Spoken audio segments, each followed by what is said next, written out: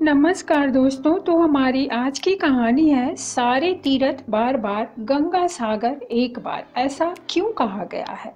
गंगा सागर एक प्रसिद्ध तीर्थ स्थान है जिसका पौराणिक काल से बहुत महत्व है। गंगा सागर वो स्थान है जहां गंगा नदी बंगाल की खाड़ी में समुद्र से मिलती है। कहा जाता है कि सभी तीर्थों की यात्रा का फल तब तक नहीं मिलता जब तक आप गंगा सागर नहीं जाते। मकर संक्रांति के दिन गंगा सागर में स्नान दान का सर्वाधिक महत्व बताया गया है। सारे तीर्थ बार बार गंगा सागर एक बार, इस कहावत के पीछे दो कारण बताए जाते हैं। पहला कारण, गंगा सागर को महातीर्थ कहा गया है क्योंकि माना गया है कि सारे तीर्थ का फल गंगा सागर आने से मिल जाता है। ये वो स्थान है जहां पर गंगा नदी के स्पर्श से राजा सगर के 60,000 पुत्रों को मुक्ति मिली थी।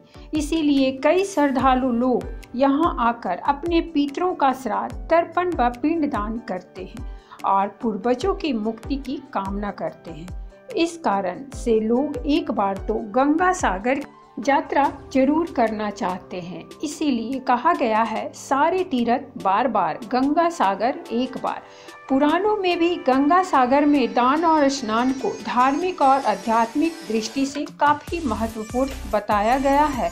दूसरा कारण, कोलकाता से गंगा सागर जाने के लिए पहले 86 किलोमीटर दूर काकद्वीप जाना होता है, जहां हारपुर पॉइंट से 3.5 किलोमीटर स्टीमर नाव के जरिए सागर द्वीप पहुंचते हैं। इसके बाद सागर द्वीप पर 32 किलोमीटर यात्रा करने के बाद गंगा सागर तीर्थ आता है। पुराने समय में यात्रा काफी दुष्कर और कठिन थी। कई दिन की यात्रा करने के बाद लोग गंगा सागर पहुंच पाते थे। इसीलिए लोग दोबारा जाने की सोचते भी नहीं थे। इसीलिए लोग कहने लगे सारे तीर्थ बार बार गंगा सागर एक बार। गंगा सागर की कहानी क्या है? रामायण की एक कथा के अनुसार अयोध्या के राजा सगर अश्वमेघ यज्ञ कर रहे थे। उनके प्रताप से डरकर देवताओं के राजा इंद्र ने उनके यज्ञ का घोड़ा चुरा लिया और कपिल मुनि के आश्रम में जाकर बांध दिया। राजा सागर की दो रानियां थीं, केसनी और सुमति। केसनी का एक पुत्र था जिसका नाम असमंजस था और सुमति के 60,000 पुत्र पैदा हुए थे। असमंजस बहुत उद्दंड था और प्रजा के लोगों को बहुत कष्ट देता था। इसीलिए राजा सगर ने उसे अयोध्या राज्य से निकाल दिया। अश्वमेघ यज्ञ का घोड़ा चोरी हो जाने से राजा सगर बहुत चिंतित हुए क्योंकि यज्ञ पूरा होने के लिए घोड़ा मिलना जरूरी था। राजा सगर ने अपने 60,000 पुत्रों को घोड़ा खोजने के लिए भेजा।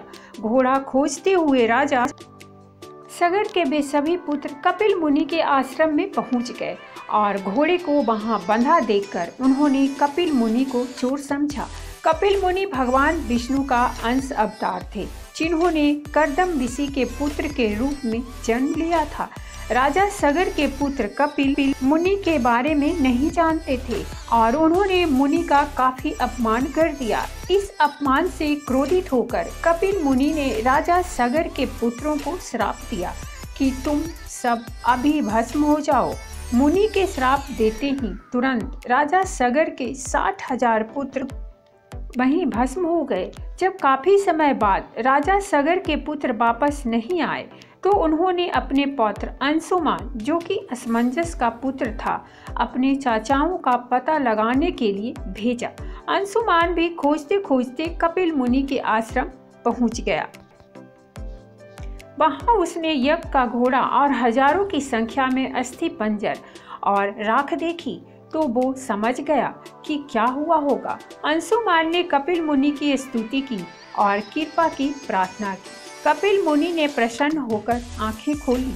उन्होंने अंशुमान को अश्वमेघ यज्ञ का घोड़ा ले जाने दिया और बताया कि अगर राजा सगर का कोई वंशज उस स्थान पर गंगा जी को ले आए तो उसके चाचाओं को मोक्ष मिल जाएगा। अंशुमान घोड़ा लेकर अयोध्या वापस आ गया और राजा सगर ने यज्ञ पूरा किया। राजा सगर ने अगले 30,000 वर्षों तक राज्य किया। फिर वे अंशुमान को राज्य सौंपकर स्वर्ग सिधार गए। अंशुमान ने गंगा जी को पृथ्वी पर लाने का बहुत प्रयास किया, लेकिन वो अपने जीवन में सफल नहीं हो पाया। अंशुमान के पुत्र दिलीप ने भी काफी प्रयास किया, तप किया, लेकिन वो भी गंगा को लाने में असफल रहे। राजा दिलीप के बाद उनके पुत्र भागीरथ अपने अथक प्रयास और घोर तप से गंगा को पृथ्वी पर लाने में सफल हुए। गंगा सागर कैसे जाएं? गंगा जी ने आश्वासन दिया कि मैं पृथ्वी पर जरूर आऊंगी, परंतु जिस समय मैं स्वर्गलोक से पृथ्वी पर आऊंगी उस समय मेरे प्रवाह को रोकने के लिए कोई उपस्थित होना चाहिए। इसके लिए भगीरथ ने भगवान शिव को तप करके प्रसन्न किया। भगवान शिव ने स्वर्ग से आती हुई गंगा को अपने जटाओं में धारण कर लिया और वहां से गंगा 7 धाराओं में भूमि पर उतरी। पहली 3 धाराएं हिरदिनी, पावनी और नलिनी पूर्व दिशा की ओर बह चली और 3 धाराएं सुचक्षु, सीता और सिंधु पश्चिम की ओर प्रवाह की। 7वां प्रवाह भागीरथ के बताए उस रास्ते पर बढ़ चला और आगे आगे भागीरथ रथ में चलते गए। चलते चलते भागीरथ उस स्थान पर पहुंचे जहां उनके प्रपितामह भस्म हो गए थे। माँ गंगा उनके अवशेषों के ऊपर से बहते हुए राजा सगर के 60,000 पुत्रों का उद्धार करते हुए जाकर सागर में मिल गईं। राजा भागीरथ ने गंगा जी को पृथ्वी पर लाया, इसीलिए गंगा का एक नाम भागीरथी भी है। गंगा सागर का मेला, जिस स्थान पर राजा सगर के पुत्रों को मुक्ति मिली, गंगा सागर वही स्थान है।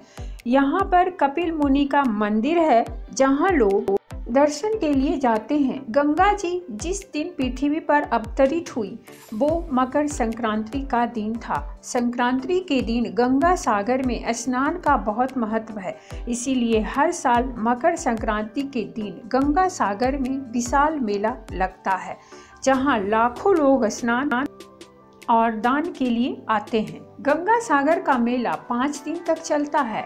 इस दौरान तीर्थयात्री लोग मुंडन, श्राद्ध, पिंडदान और समुद्र में पितरों को जल अर्पित करते हैं।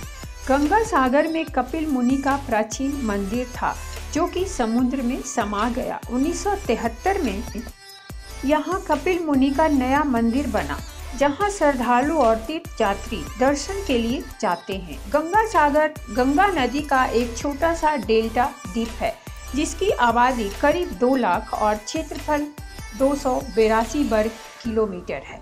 सागर द्वीप के एक ओर बंगाल की खाड़ी और दूसरी ओर बांग्लादेश है। इस सुंदर द्वीप के ज्यादातर क्षेत्र में घने जंगल हैं। कपिल मुनि के मंदिर व आश्रम के अलावा यहाँ महादेव मंदिर, शिव शक्ति महानिवारण आश्रम, भारत सेवाश्रम संघ का मंदिर, धर्मशालाएं भी हैं। तो दोस्तों, अगर ये कहानी पसंद आई हो तो प्लीज़ हमारे चैनल को सब्सक्राइब कीजिए, वीडियो को लाइक और शेयर जरूर कीजिए। कहानी सुनने के लिए बहुत बहुत धन्यवाद।